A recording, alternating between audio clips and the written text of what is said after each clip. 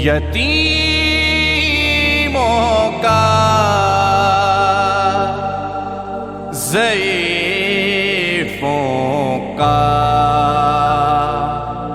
सहारा बनो।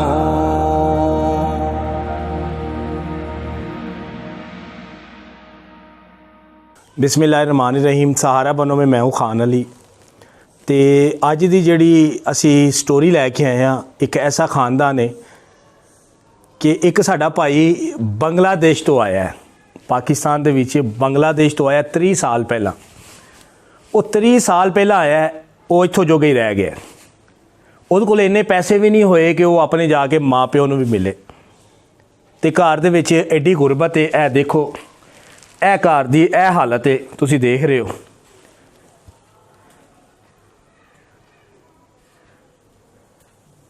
तो घर दे विच इन्हां दे कोल बच्चें आस्ते पूरा राशन भी नहीं है, पूरी खुराक ही नहीं है। तो आओ मैं उन्हां खानदान नूं मिलाना, उस भाईजान नाल मिलाना कि जिहड़ा बंगलादेश तो आया। जी अस्सलाम वालेकुम। क्या हाल है? ठीक है, अल्लाह का शुक्र है। रोन क्यों लगे?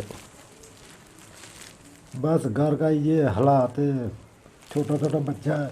छोटा छोटा बच्चा है। तुसी बांग्लादेश तो आए हो? जी बांग्लादेश तो है। कितने साल पहला? कोई 29-30 साल हो गया। तो फिर वापस क्यों नहीं गए? वापस बस पैसा की मसला ही। रोना नहीं।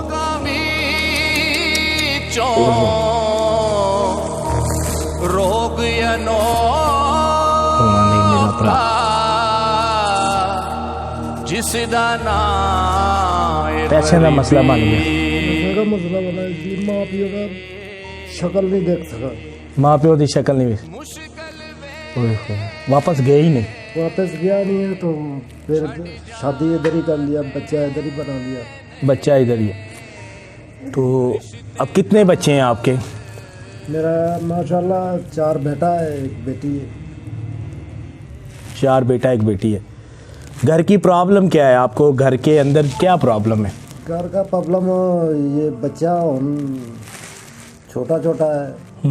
मैं अकेला कमाने वाला है, तो कारोबार भी चल रहा नहीं है। कारोबार है ही नहीं है। कारोबार है नहीं है। कारोबार, ये भाई साहब हैं, ये बांग्लादेश तो आए थे। ये भाई साहब बांग्लादेश से आए हैं, ये इसकी फैमिली है। तो ये भाई साहब वापस जा ही नहीं सके।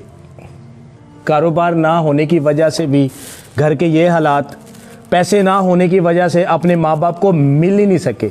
माँ बाप की याद आती है? बड़ा आती है।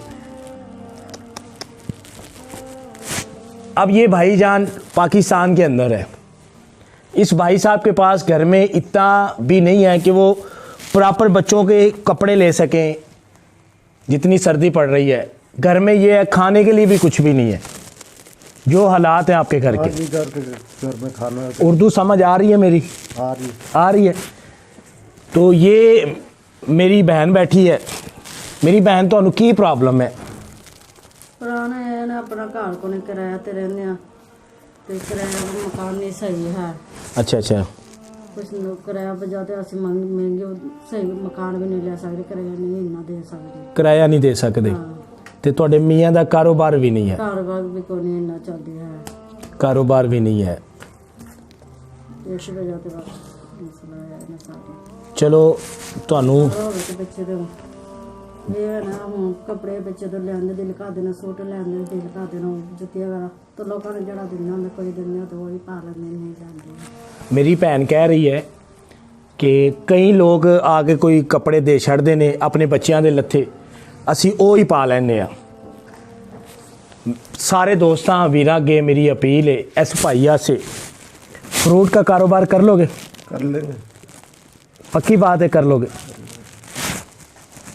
वो आपको काफ़ी, आपके भाई देख रहे हैं, काफ़ी मेरी बहनें आपको देख रही हैं, बुज़ुर्ग देख रहे हैं। आप उनसे ज़रा कह दें, भाइयों को बोल दें, आप बोल सकते हैं, उनको बोलें कि मुझे कोई फ्रूट का कारोबार करा दें, ये बच्चों को देख के। ये बोलें आप। नहीं बोलना आ रहा।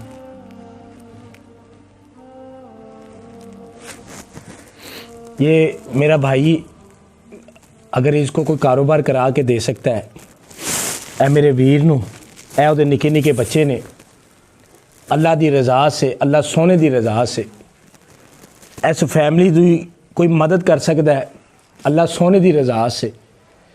क्योंकि मेरा मिशन है कि मैं पैसे देने नाल, रोज़ रोज़ राशन देने नाल एक दफ़ा कारोबार करा के उन्होंने पैरों ते स्टैंड किया जाए। इन्हां बच्चियां नू कोई करके दे सकता है, इन्हां नू रिज़क, चलो इन्हां दे ए वाले साहब बैठे ने, इन्हां बच्चियां दे इन्हां दी बेगम बैठी है भाईजान दी, चलो इन्हां दा मुस्तकबिल बच्चियां दा बन जाएगा। अगर है मेरे भाई साहब कोल कोई कारोबार आ जाएगा, इन्हां दा मुस्तकबिल बन जाएगा। तो अल्लाह के बड़े बड़े सखी लोग ने जिहड़े इस वीडियो नू वेख रहे ने, ते जफर साहब लैके आए जे राशन।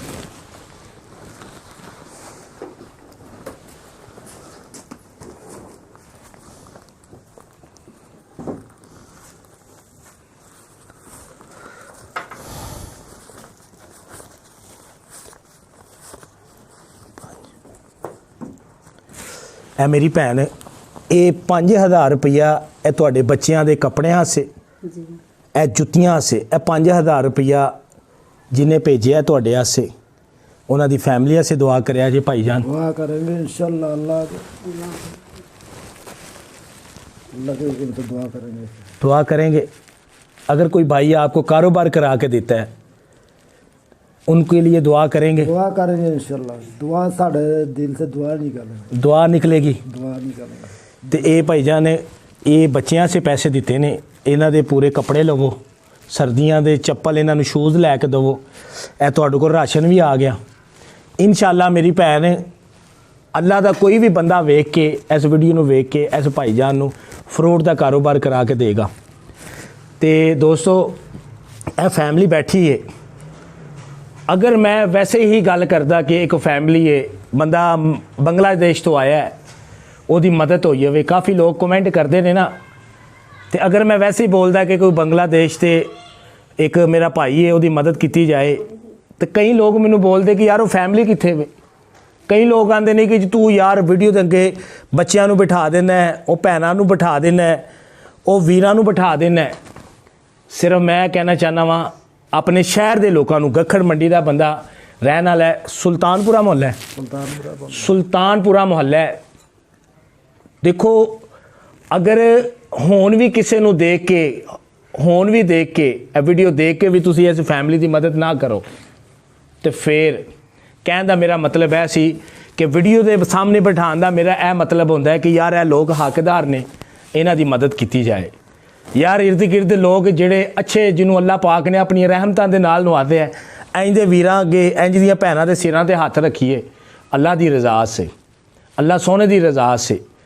तो यह भाई काफ़ी मजबूर है। यह फैमिली तुसी वेख ही लईए, छोटे छोटे बच्चे ने, घर की हालत भी तुसां वेख लीए, जो इन्हां दे घर की हालत है।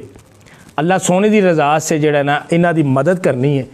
तो इंशाअल्लाह भाईजान, मेरी भैन, अल्लाह का कोई सखी बंदा आएगा, इस मेरे भाईजान नूं फ्रूट का कारोबार जरूर करा के देगा।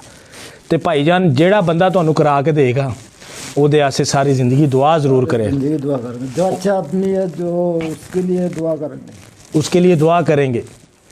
तो उस कारोबार को कभी ज़ाया ना करना, क्योंकि वो लोग बाहर बैठे हैं, जो आपको देख रहे हैं, वो बाहर के मुल्कों में हैं, उनका बड़ी मेहनत का पैसा होता है, वो बड़ी मेहनत से पैसा कमाते हैं, तो उनका पैसा बड़ा मेहनत का पैसा होता है। पर वो चाहते हैं कि उन फैमिली को मिले कि जो हकदार है। आप हकदार हैं। देखें, आपके बच्चों के लिए किसी ने भेजा, राशन भेजा, अब आप हकदार थे तो मैं आया हूँ ना चल के। जी जी। तो अब देखिए, इंशाल्लाह आपका कारोबार भी आएगा, आप कारोबार करेंगे। रोना नहीं है, अब रोना नहीं है मेरा वीर, रोना नहीं है, ठीक है, अब नहीं रोना। इंशाल्लाह अल्लाह सोना, इंशाल्लाह कोई ना कोई सखी बंदा भेजेगा जो आपकी मदद करेगा इंशाल्लाह। तो भाईजान, इस मेरी भैन दे, इस मेरे वीर दे, ए निके निके बच्चों को वेख के, देखो ए बच्चे ने, निके निके बच्चों को वेख के इन्हां दी मदद ज़रूर करिया जी। अल्लाह सोने दी रज़ा से, अल्लाह सोने दी रज़ा से इन्हां फैमिली दी मदद ज़रूर करिया जी। पाकिस्तान जिंदाबाद।